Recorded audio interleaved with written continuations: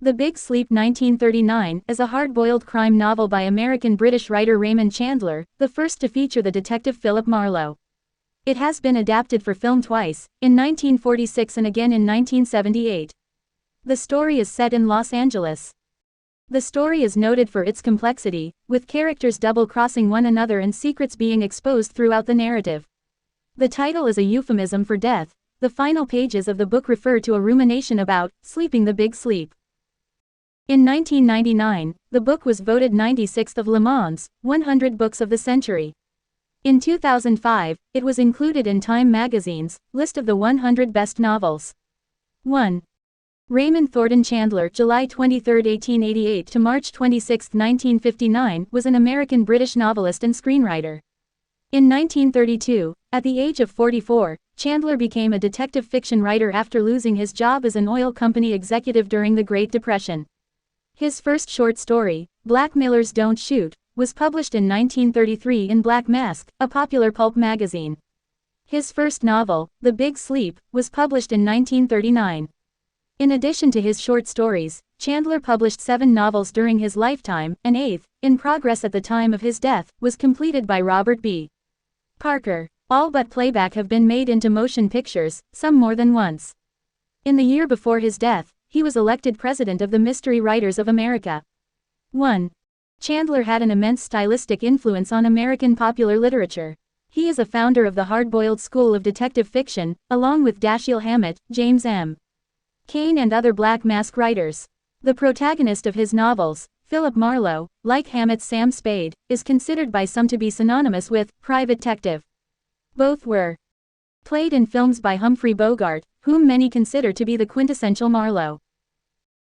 The Big Sleep placed second on the Crime Writers Association poll of the 100 best crime novels. Farewell, My Lovely 1940, The Lady in the Lake 1943, and The Long Goodbye 1953 also made the list. 2. The latter novel was praised in an anthology of American crime stories as arguably the first book since Hammett's The Glass Key, published more than 20 years earlier, to qualify as a serious and significant mainstream novel that just happened to possess elements of mystery. Chandler was also a perceptive critic of detective fiction. His The Simple Art of Murder is the canonical essay in the field. 3-4 In it he wrote, "Down these mean streets a man must go who is not himself mean, who is neither tarnished nor afraid.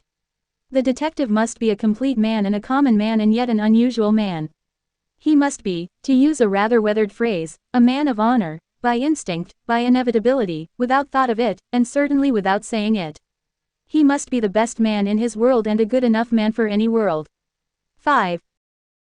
Parker wrote that, with Marlowe, Chandler seems to have created the culminating American hero. Wised up, hopeful, thoughtful, adventurous, sentimental, cynical and rebellious, an innocent who knows better, a romantic who is tough enough to sustain romanticism in a world that has seen the eternal footman hold its coat and snicker. Living at the end of the far west, where the American dream ran out of room, no hero has ever been more congruent with his landscape. Chandler had the right hero in the right place, and engaged him in the consideration of good and evil at precisely the time when our central certainty of good no longer held. 6. Plot. Edit. Private investigator Philip Marlowe is called to the home of the wealthy and elderly General Sternwood. He wants Marlowe to deal with an attempt by a bookseller named Arthur Geiger to blackmail his wild young daughter, Carmen. She had previously been blackmailed by a man named Joe Brody. Sternwood mentions that his other, older daughter Vivian is in a loveless marriage with a man named Rusty Regan, who has disappeared. On Marlowe's way out, Vivian wonders if he was hired to find Regan, but Marlowe will not say. Marlowe investigates Geiger's bookstore and meets Agnes, the clerk. He determines that the store is an illegal pornography lending library. He follows Geiger home, stakes out his house, and sees Carmen enter. Later, he hears a scream, followed by gunshots and 2 cars speeding away. He rushes in to find Geiger dead and Carmen drugged and naked, in front of an empty camera. He takes her home, but when he returns, Geiger's body is gone. He quickly leaves. The next day, the police call him and let him know the Sternwoods' car was found driven off a pier, with their chauffeur dead inside. It appears that he was hit on the head before the car entered the water. The police also ask if Marlowe is looking for Regan. Marlowe stakes out the bookstore and sees its inventory being moved to Brody's home. Vivian comes to his office and says Carmen is being blackmailed with the nude photos from the previous night. She also mentions gambling at the casino of Eddie Mars and volunteers that Eddie's wife, Mona, ran off with Rusty. Marlowe revisits Geiger's house and finds Carmen trying to get in. They look for the photos, but she plays dumb about the night before. Eddie suddenly enters. He says he is Geiger's landlord and is looking for him. Eddie demands to know why Marlowe is there. Marlowe takes no notice and states that he is no threat to him. Marlowe goes to Brody's home and finds him with Agnes, the bookstore clerk. Marlowe tells Brody that he knows they are taking over the lending library and blackmailing Carmen with the nude photos. Carmen forces her way in with a gun and demands the photos, but Marlowe takes her gun and makes her leave. Marlowe interrogates Brody further and pieces together the story. Geiger was blackmailing Carmen. The family driver, Owen Taylor, did not like it and so he snuck in and killed Geiger, then took the film of Carmen. Brody was staking out the house too and pursued the driver, knocked him out, stole the film, and possibly pushed the car off the pier. In the novel, one investigator suggests that the chauffeur may have committed suicide. He had been rejected by Carmen, killed Carmen's pornographic exploiter, then drove off the pier intentionally. Suddenly, the doorbell rings and Brody is shot dead. Marlowe gives chase and catches Geiger's male lover, Carol Lundgren, who shot Brody thinking he had killed Geiger. He had also hidden Geiger's body, so he could remove his own belongings before the police got wind of the murder. The case is over, but Marlowe is nagged by Rusty's disappearance. The police accept that he simply ran off with Mona, since she is also missing, and since Eddie would not risk committing a murder in which he would be the obvious suspect. Mars calls Marlowe to his casino and seems to be nonchalant about everything. Vivian is also there, and Marlowe senses something between her and Mars. He drives her home and she tries to seduce him, but he rejects her advances. When he gets home, he finds Carmen has snuck into his bed, and he rejects her, too.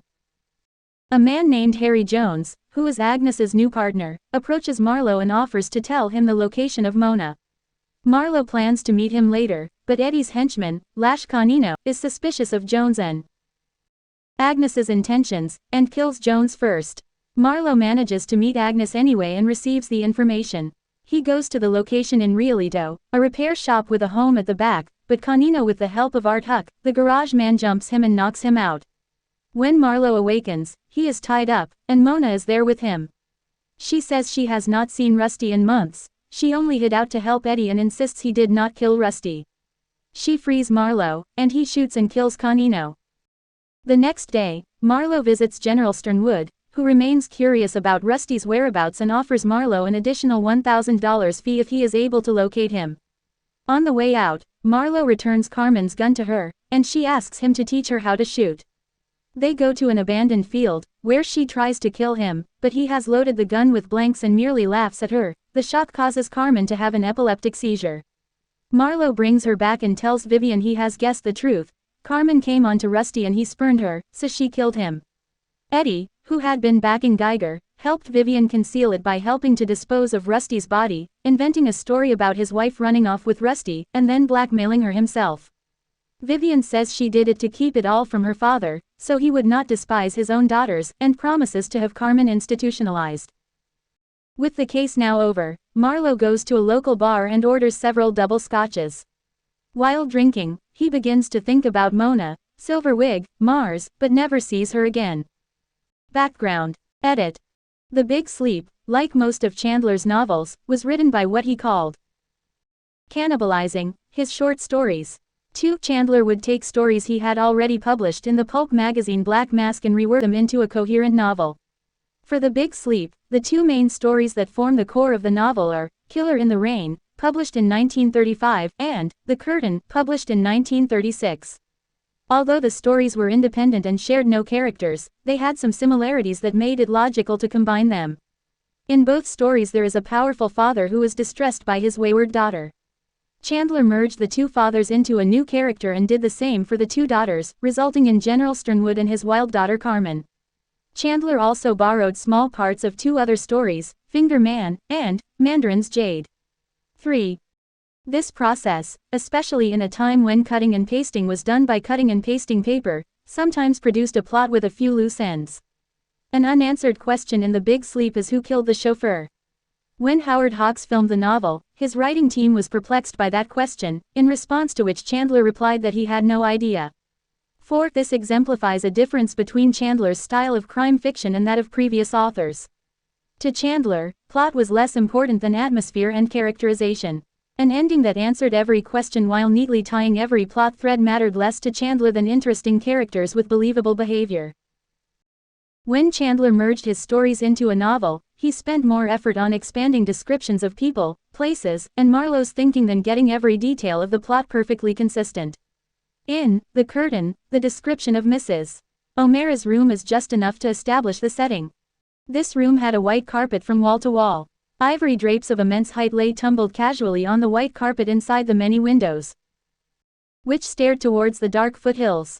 The air beyond the glass was dark too. It had not started to rain, yet there was a feeling of pressure in the atmosphere. In The Big Sleep, Chandler expanded this description of the room and used new detail, e.g. the contrast of white and bled out, the coming rain, to foreshadow the fact that Mrs. O'Mara in the original story is covering up the murder of her husband by her sister and that the coming rainstorm will bring more deaths. The room was too big, the ceiling was too high, the doors were too tall, and the white carpet that went from wall to wall looked like a fresh fall of snow at Lake Arrowhead. There were full-length mirrors and crystal doodads all over the place. The ivory furniture had chromium on it, and the enormous ivory drapes lay tumbled on the white carpet a yard from the windows. The white made the ivory look dirty and the ivory made the white look bled out. The windows stared towards the darkening foothills. It was going to rain soon. There was pressure in the air already. 5. Of the historical plausibility of Geiger's character, J.A. Gertzman wrote, "Erotica dealers with experience had to be tough, although not necessarily predatory, and the business was not for the timid or scrupulous. But the criminality of erotica dealers did not extend beyond bookselling into organized racketeering. Al Capone and Meyer Lansky were not role models. A figure like A.G. Geiger, the dirty books racketeer in Raymond Chandler's Big Sleep, 1939, who supplements his business activities as owner of a pornographic lending library in Hollywood by arranging sex orgies and blackmailing rich customers, is a fascinating but lurid exaggeration. However susceptible film personalities were to blackmail, it was not the métier of book dealers." 6. The novel opens on an overcast morning in mid-October. It is thundering, foreboding rain. Philip Marlowe, a tough, cynical, yet honest private detective, is hired by the old, ailing General Sternwood to help him take care of Arthur Gwynne Geiger, a homosexual, possibly bisexual, pornographer who has been blackmailing the general with potentially scandalous pictures of the general's daughter, Carmen Sternwood.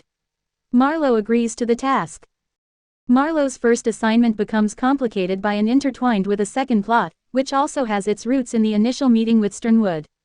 General Sternwood mentions, peripherally yet implicitly, the disappearance of his well-liked, ex-bootlegger son-in-law, Rusty Regan. Rusty had been married to the general's eldest daughter, Vivian Sternwood. Marlowe's first action is to stake out Geiger's shop, which turns out to be a pornography racket disguised as a rare bookshop. After pinpointing Geiger, Marlowe follows the man to his house and hides in wait outside. The night is rainy and Marlowe sees that Carmen Sternwood has gone inside Geiger's house. There is suddenly a flash and a scream, which turns out to be the flash of a camera and Carmen's reaction to the flash. When Marlowe approaches Geiger's house to see what is happening, 3 gunshots ring out inside the house, followed by the rapid footsteps of the escaping gunman. Entering Geiger's home, Marlowe sees that Carmen is drugged and naked, sitting on a chair. Geiger, who had been taking pictures of Carmen, is dead at her feet. The plate holder of the camera, which ostensibly contains the pictures Geiger had taken of Carmen, is missing. Carmen seems unaffected by what has transpired, and is in fact giggly, as she is so high on ether. Later, Owen Taylor, the Sternwoods' chauffeur, is found dead in the Pacific Ocean, near the fishing pier in Lido. It is unclear whether Taylor's death is a murder or suicide. As the plot unfolds, Marlowe begins to figure out that Taylor was in love with Carmen Sternwood, and that it was Taylor who killed Geiger in retaliation for the naughty pictures of Carmen that Geiger had taken. Owen Taylor's death is not the only death linked to Geiger. Another character, Joe Brody, appears and is eventually murdered.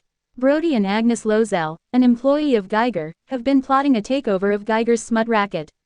Brody is also in possession of the negatives and prints of the scandalous pictures of Carmen Sternwood, pictures he uses to bribe Carmen's sister, Vivian, for money. Later, when Marlowe tries to retrieve information from Brody as well as the pictures of his client's daughter, Brody is murdered by Carol Lundgren. Carol Lundgren, Geiger's homosexual lover, kills Brody because he thinks Brody killed Geiger. Lundgren is imprisoned for the murder. Agnes is released from custody. The pictures are returned to Marlowe, who takes care that they do not fall into the wrong hands again. Ultimately, the newspapers release the story of the blackmail, but in a form that is nothing like the true story. Marlowe's job is technically over, as he has taken care of Geiger and the blackmailing. However, Marlowe, still curious about Rusty Regan's whereabouts, does not see himself as finished. Marlowe thinks that perhaps the general believed Regan was somehow involved in the blackmailing plot and that the general wanted to confirm whether or not this is true. The second plot, that of Regan, begins to unfold as the other, that of the blackmailing, is seemingly brought to a close. Meanwhile, Marlowe realizes he is being followed by a man in a gray Plymouth sedan. The man, who turns out to be Harry Jones, has information about where Mona Grant, Eddie Mars' wife, is being kept in a hideout. Because rumors abound that Regan has run away with Mona, Marlowe considers it significant to find out her whereabouts. Marlowe finds that Mona had not actually run away with Regan. Instead, her husband, Eddie Mars, has kept her in hiding for his own protection, to keep everyone thinking that Regan is alive and has run off with Mona. Harry Jones, who has paired up with Agnes Lozel, offers this information to Marlowe, but Jones is murdered in the process by Lash Canino, Eddie Mars' vicious gunman. Once Marlowe knows where Mona is, he ventures out to find her. He arrives at the hiding place, where he is beaten by Canino and handcuffed. Marlowe shares a scene with Mona, whom he nicknames Silverwig because of her platinum wig disguise. Marlowe is attracted to Mona. They have a moment together and they kiss. She seems to be a good person, but Marlowe cannot manage to sway her away from her loyalty to Eddie Mars. Nevertheless, Mona helps Marlowe escape from his ropes and, later, helps him kill Canino. Everything comes to an end when Marlowe returns Carmen Sternwood's gun, the gun Carmen had used to try to persuade Brody to return her pictures to her, and Carmen asks Marlowe to teach her to shoot. Down in the abandoned Sternwood family oil field, Carmen turns her gun on Marlowe in an attempt to kill him. Marlowe, however, foreseeing this turn of events, has loaded the gun with blanks. He figures out, in the end, that Carmen killed Regan and that Vivian paid Eddie Mars' man, Canino, to hide the body. Regan has thus been dead throughout the entire novel, lying at the bottom of an oil sump on the Sternwood fields.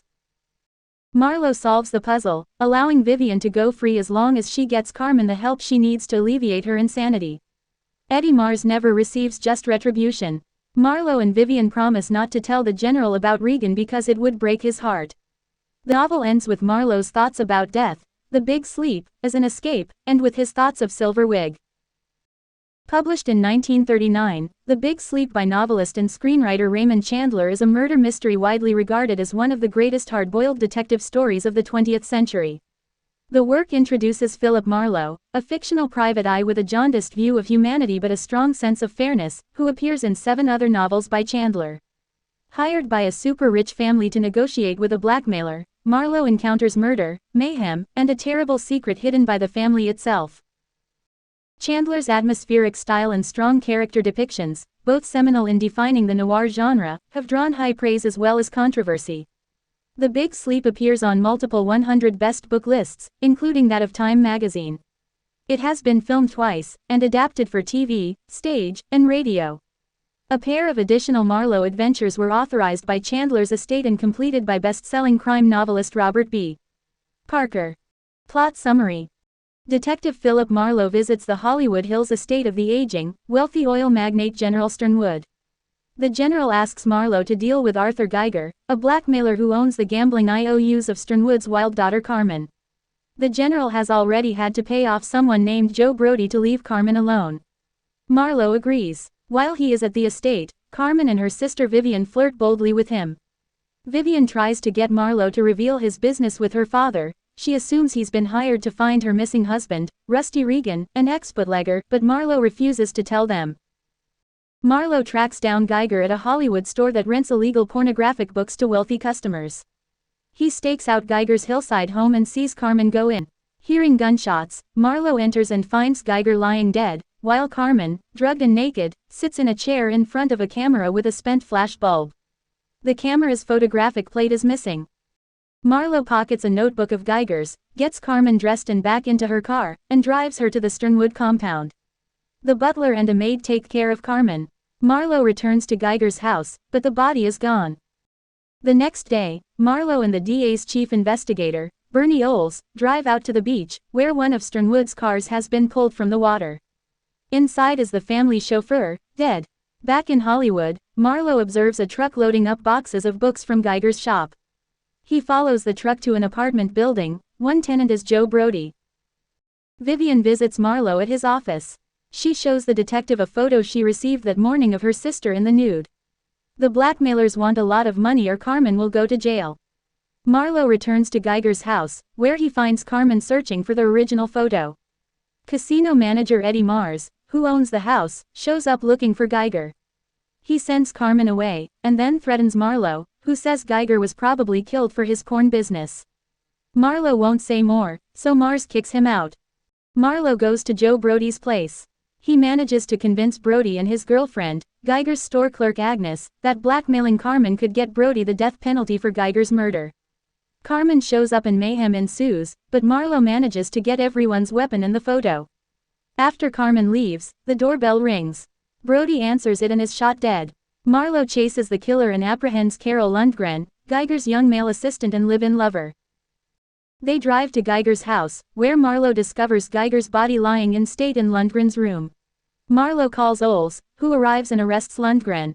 At the home of the DA, Marlowe brings everyone up to date, including police captain Kronhager, in whose precinct the murders took place. They agree to keep the Geiger and Sternwood scandals out of the newspapers, since a grand jury would reveal that the police were letting Geiger's porn shop stay in business. Wishing to tie up loose ends, Marlowe visits Captain Gregory at the Missing Persons Bureau. Gregory informs Marlowe that, 4 days after Rusty Regan disappeared, his car was found at the hotel where Eddie Mars' wife was staying. Now her car is missing. As Marlowe drives back to Hollywood, he notices a gray sedan tailing him. Marlowe drives out to Mars' casino. Mars didn't kill Regan and doesn't know where he went. Mars seems surprised and worried to hear that Marlowe was tailed that day. At the casino, Vivian is placing huge roulette bets. She leaves a big winner. On her way out, one of Mars' lieutenants tries to rob her, but Marlowe stops him. Vivian's date is drunk, so Marlowe offers her a ride. On the way back, Vivian asks to see the ocean. Marlowe parks at the beach and they start kissing. He interrupts to ask what Mars has on her. Vivian pulls away angrily and insists he drive her straight home. At his apartment, Marlowe finds Carmen in his bed, naked and giggling. Marlowe asks her to leave, but she refuses, so he threatens to throw her out. Angry and pouting, Carmen dresses and departs. The next morning, Marlowe catches the man tailing him, Harry Jones. Jones offers to give him information about Regan if Marlowe will give pawnshop clerk Agnes money so she can get out of town. Marlowe accepts. That night, he goes to meet Jones and overhears one of Mars' henchmen, Lash Canino, kill Jones. Marlowe learns from Agnes that Mars' wife, Mona, is hiding in a house 40 miles east of LA. Mars wants it to look like Regan is still alive and ran off with Mona. Marlowe drives to the house, where Mona is holed up in a rainstorm. Canino is there and knocks Marlowe out. When Marlowe awakens, shackled, he talks Mona into setting him free. Marlowe retrieves a gun from his car, calls Canino out, and kills Canino in an exchange of gunfire. He and Mona drive to D.A. Wild's house, where Marlowe gives his report. Eddie Mars appears and collects his wife.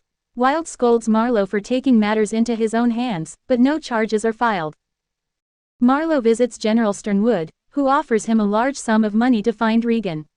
When Marlowe returns Carmen's gun to her, she asks him to teach her how to shoot, so he drives with her to the old Sternwood oil derricks. There, Carmen tries to shoot him for throwing her out of his bed, but Marlowe has preloaded her gun with blanks. Carmen has an epileptic seizure. Marlowe tells Vivian that Regan must have rejected Carmen's advances, and that Carmen played the same shooting lesson trick on Regan and killed him. Vivian admits that she paid off Eddie Mars to dispose of Regan's body. She agrees to place Carmen in an institution, and Marlowe agrees not to call the police. The oft-quoted remark from Raymond Chandler with regard to the big sleep that even he himself never figured out what was going on, should not be taken too seriously. It comes from a telegram he sent to Howard Hawks, the director of the 1946 film of the book, when requested to provide the identity of Owen Taylor's killer, see the section on language and structure, and owes much to Chandler's unwillingness, perhaps out of jealousy, to help out screenwriter William Faulkner. However, the plot of The Big Sleep is notoriously convoluted, and demands a certain amount of attention from the reader. The effect of leaving the reader at times confused is no doubt intentional. Chandler is treating us to the experience of a detective attempting to plow through a mass of facts to get a handle on the truth that remains obscure throughout. However, unlike some other mystery writers, Chandler does provide the reader with enough information to make the necessary connections when Marlowe finally uncovers the full picture. After all, the first-person narrative ensures that we are in possession of all the information Marlowe has. We are with him in every waking moment throughout the 5 days over which the story takes place. Chandler is also making a conscious effort to maintain a certain verisimilitude about proceedings. Unlike the convenient 3-act structure and neat conclusions of screenplays that Chandler was later to work on, life tends to be complicated and leaves loose ends. He acknowledges as much in the book itself, as Marlowe considers the truth, or otherwise, of an explanation given to him. It seemed a little too pat. It had the austere simplicity of fiction rather than the tangled woof of fact. Because of the plot's complexity, it is worth examining here in some detail. Note that new characters appear in bold the first time their names are mentioned. The Big Sleep opens as Philip Marlowe is arriving at the Sternwood residence. I was neat, clean, shaved and sober, and I didn't care who knew it. I was everything the well-dressed private detective ought to be. I was calling on $4 million. This fortune, it seems, comes from oil. Marlowe is let in by Norris, the butler, and he immediately encounters Carmen Sternwood, the youngest daughter of General Sternwood. Carmen makes a lot of effort to flirt with Marlowe, until he is called to the greenhouse to see the general. The general is an old and obviously dying man, confined to a wheelchair. It transpires that the district attorney's chief investigator Bernie Oles, who Marlowe used to work with, has called him and told him the general wished to see him. Says Marlowe, "I'm told you are a widower and have 2 young daughters. One of them has been married 3 times, the last time to an ex-bootlegger. Rusty Regan." The general confesses his fondness for Regan, who has disappeared about a month ago. He was the breath of life to me, but also with regard to his daughter that it was a ridiculous marriage, and it probably didn't last a month, as a marriage. The general then confesses that he is being blackmailed again. A few months previously he had paid a man named Joe Brody, some sort of gambler, $5,000 to let Carmen alone. The general is now being blackmailed to the tune of $1,000 by an Arthur Gwynne Geiger, a rare books dealer. The blackmail is ambiguous and purports to relate to gambling debts. The general does not know who Geiger is, and claims he refuses to pay this relatively small sum out of pride. It is clear that whilst the older daughter has some money, Carmen is still a minor under the terms of her mother's will, so has no independent access to any funds. For $25 a day and expenses, Marlowe promises to get Geiger off the general's back. Marlowe is leaving when the older daughter, Vivian Regan, asks to see him. They discuss Rusty Regan. She is under the impression that the general has hired Marlowe to find Regan. Marlowe is tight-lipped. Suspecting there is a lot more to the case than simple blackmail for such a petty amount, Marlowe pays a visit to Geiger's bookshop. He is suspicious of the woman at the counter who knew as much about rare books as I know about handling a flea circus. A man enters and goes into the back room. He emerges with a parcel, and leaves. Marlowe follows him, and the man ditches the parcel, which Marlowe recovers in some cypress trees. Marlowe obtains a description of Geiger from the store opposite his, and then opens the parcel. The parcel is a book of illicit pornography. Photos and letterpress were alike of an indescribably filth. Geiger clearly runs a lending library of elaborate smut. Marlowe stakes out Geiger's store until he turns up accompanied by a very good-looking kid. Marlowe follows the car to Geiger's house where he sees a white flash and hears a scream. He goes to the front door and hears 3 gunshots, then 1, maybe 2 cars pulling away. He effects entry and finds Carmen sat drugged and naked in a chair, and Geiger dead on the floor. He then finds a camera, its flash spent, and the plate holder and negative missing in a blue indexed notebook with what appears to be Geiger's client list in, but in code. Marlowe drives Carmen, alternative between flirting and semi-consciousness, home in her car, and Vivian's maid looks after her. Marlowe walks back to Geiger's house, and finds that the body is missing. He goes to his own apartment and spends the night drinking and failing to crack a code in Geiger's book.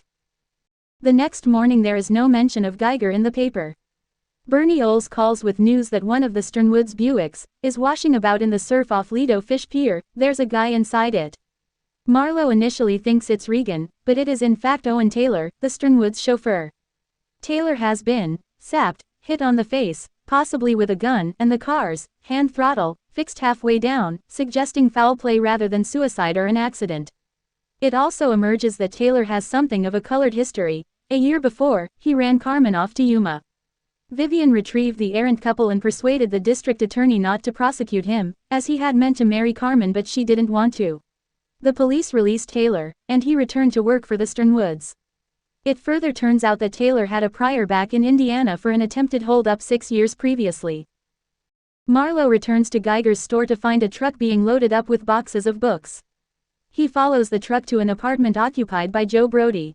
Marlo then goes to his office, to find Vivian waiting for him. Regan is mentioned in passing, and they discuss Carmen and Taylor. Vivian produces a nude picture of Carmen that has been sent to her. She is being blackmailed for $5,000, a woman telephoned me, about half an hour after this thing was delivered. The woman said there was a police jam connected with it and I'd better lay it on the line fast, or I'd be talking to my little sister through a wire screen. Vivian refuses to go to the police or tell her father, but says she can get $5,000 off Eddie Mars, a racketeer who runs an illegal casino at Las Olindas. It also transpires that Eddie Mars' wife ran off with Rusty Regan. Marlo asks if she thinks Regan is involved in the blackmail. But according to Vivian, Rusty was no crook. If he had been, it wouldn't have been for nickels. He carried $15,000 in bills. He had it when I married him and he had it when he left me. No, Rusty's not in on any cheap blackmail racket. Marlo goes back to Geiger's house and finds Carmen there. She says that Joe Brody killed Geiger. A man turns up at the house. It is Eddie Mars. Carmen runs off. Mars warns Marlo not to mess with him, and explains that Geiger was his tenant. As Marlo leaves, he taunts Mars about his wife and Regan. Marlo goes to Brody's apartment.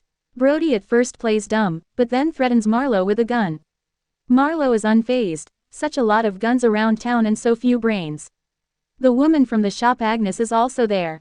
Marlo lets on that he has Geiger's book, and makes out that he wants to do some sort of deal. Marlo accuses Brody of shooting Geiger. Brody denies it. Marlo says that if Brody hands over the negative and any prints of Carmen, he might be able to persuade Carmen not to say anything about the fact that she say Brody shoot Geiger. Brody complies, and then Carmen turns up. She threatens Brody with a gun and demands her photos. There is a scuffle, with Marlo ending up in control of the situation. He takes Carmen's gun, refuses to give her the photos, and sends her packing. Marlo then accuses Brody of the murder of Owen Taylor, which he denies. Marlo has figured out that, disliking what he was up to with Carmen, Taylor shot Geiger, and then ran off with the negative. Brody was trying to move in on Geiger's racket and was staking out the house. After the shooting, Brody chased after Taylor, sapped him, and took the negative. Brody still denies the murder of Taylor. The door buzzer goes again, and answering it, Brody is shot at close range. The shooter runs off. Marlo in hot pursuit. He catches him. It is the good-looking kid from Geiger's store, Carol Lundgren, and Marlo deduces he was also Geiger's homosexual lover who, thinking Brody shot Geiger, was out for revenge. You must have thought a lot of that, Queen. Marlo takes Lundgren back to Geiger's house where Marlo finds Geiger's body has returned. Lundgren moved the body to give him time to clear his things out of Geiger's house so the police wouldn't find out about their relationship. Marlo phones Oles, and they take Lundgren to the DA. A cop, Captain Kronhager, is also there, and Marlo is in trouble for not informing the police about Geiger's corpse, which inadvertently led to the death of Brody. The men go over what is known so far. Marlo holds back on the fact that Carmen visited Brody's apartment, and Mars visited Geiger's house. Marlo doesn't think Brody killed Taylor, he was just in it for the racket. Marlo shows the pornographic book, but threatening to blow the lid on the fact that the cops probably knew about the racket, persuades them to keep the blackmail angle under wraps for the sake of the general. Again, Regan is mentioned, the DA supposing that the general wanted to find out if he was involved in the blackmail. Marlo goes back to his apartment building. After sending a threatening heavy, Mars telephones and tells Marlo to leave him out of it. Marlo says he already has. Marlo then phones the Sternwoods and leaves a message for Vivian to say that everything is sorted out. The next morning a hushed-up version of events appears in the paper with no mention of the Sternwoods, Oles or Marlo. Kronhager gets all the credit, and Taylor is written off as a suicide. Marlowe pays a visit to Captain Gregory at the Missing Persons Bureau. Gregory has surmised Regan has run off with Mars' wife, and that he'll turn up sooner or later. It isn't a high-priority case. He has also discounted the idea that Mars might have bumped Regan off for fooling around with his wife. As Marlowe leaves, he notices a gray Plymouth sedan tailing him. Back at the office, the butler Norris phones saying the matter is closed. Marlowe is to destroy the photos, and he will be sent a check for $500. Rather than let the matter rest, Marlowe goes to see Mars at his casino in Las Olindas. Mars denies he has killed Regan despite seeming very relaxed about the fact that he has been cuckolded by him, but admits he knew about Geiger's racket. Perhaps those cypress trees were a clue to this fact. Mars tells Geiger that Vivian is trouble, and doesn't know anything about Marlowe being followed. Marlowe goes into the casino, where Vivian is at the roulette wheel. The table can't cover her $16,000 bet. She makes a fuss and Mars agrees to cover the bet for a final spin. Vivian wins and goes to cash her winnings. Marlowe has gone to wait outside, where he sees a man attempt to hold up Vivian. He goes to the rescue, and as her escort is drunk, agrees to drive her home. Marlowe puts it to Vivian that Mars has something on her, and that the hold-up with the money was staged. The pair kiss, but then the moment is broken when Marlowe again inquires about Mars. After taking Regan home, Marlowe goes back to his apartment, where he finds Carmen naked in his bed. She comes onto him, but he rejects her, which she takes very badly. The next morning, Marlowe again sees the gray Plymouth. He confronts the driver Harry Jones, who comes up to Marlowe's office. Jones claims to have information, via Agnes, as to the whereabouts of Mars' wife Mona. He also believes that Mars killed Regan. Jones wants $200 for the information. Marlowe agrees to pay, and will meet Jones later with the money, when Jones will take Marlowe to Agnes. When Marlowe goes to meet Jones, he finds that Mars hitman Lash Canino has got there first. Canino is clearly a nasty piece of work even by his boss's standards. As Marlowe later observes, he would beat my teeth out and then kick me in the stomach for mumbling. Marlowe eavesdrops on the conversation. Canino threatens the location of Agnes out of Jones, and then makes him down a poisoned drink. Marlowe discovers the address given by Jones was a false one, but Agnes rings the office, and agrees to meet Marlowe. Marlowe is told that Mona is in a house by a small garage and paint shop, out past Rialito. Marlowe drives to investigate, where Fate stage manage the whole thing, as he gets two blowouts near the garage. Taking one of the two guns from a hidden compartment in his car, he goes into the garage where he is met by Canino. Marlowe is beaten unconscious, and tied up in the house behind the garage. When he comes to Mona, Mars is there. She tells him that Eddie Mars didn't kill Regan, but she is being hidden there so that the cops don't think he did. She takes pity on Marlowe, kisses him, and frees him. Marlowe goes back to his car, gets the other gun, and attracts Canino's reaction. He has returned to the house by starting Canino's car. Canino shoots at the car, and then comes out of the house where Marlowe shoots him dead. The next day, and Marlowe is being ticked off by the cops again, but it seems he's going to be let off for killing Canino. Marlowe goes to the Sternwood, where the general seems annoyed that he has tried to find Regan, but then says he'd pay him another $1,000 to find Rusty. Marlowe then encounters Carmen, and gives her back her gun. She asks Marlowe to teach her how to shoot, and they take a drive to a secluded spot by an old oil sump. She tries to shoot Marlowe, but he has loaded the gun with blanks. She has a fit and passes out, and he drives her back home where he calls on Vivian, and reveals how it all ties together. Geiger got his hooks into your sister, and tried to blackmail your father, in a nice way. Eddie Mars was behind Geiger, protecting him and using him for a cat's paw. Your father sent for me instead of paying up, which showed he wasn't scared about anything. Eddie Mars wanted to know that he had something on you, and he wanted to know if he had it on the general too. If he had, he could collect a lot of money in a hurry. If not, he would have to wait until you got your share of the family fortune, and in the meantime be satisfied with whatever spare cash he could take away from you across the roulette table. Geiger was killed by Owen Taylor, who was in love with your silly little sister and didn't like the kind of games Geiger played with her. That didn't mean anything to Eddie. He was playing a deeper game than Geiger knew anything about, or than Brody knew anything about, or anybody except you and Eddie and a tough guy named Canino.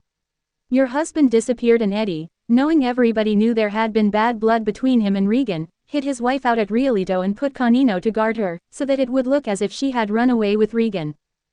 And why else would Eddie do this? Because he had another motive. He was playing for $1 million or so. He knew where Regan had gone and why he didn't want the police to have to find out. He wanted them to have an explanation of the disappearance that would keep them satisfied. The reason no one can find Regan is that he's dead, shot by Carmen when he rejected her. Vivian went to Eddie Mars for help, which is what he has on her. I knew Eddie Mars would bleed me white, but I didn't care, says Vivian. I had to have help and I could only get it from somebody like him. Vivian offers Marlo $15,000 to keep quiet. What Mr. Canino got for disposing of the body when you went to Eddie Mars for help. Marlo rejects the offer, but instructs Vivian to take Carmen away, somewhere far from here where they can handle her type. Hell, she might even get herself cured, you know. It's been done.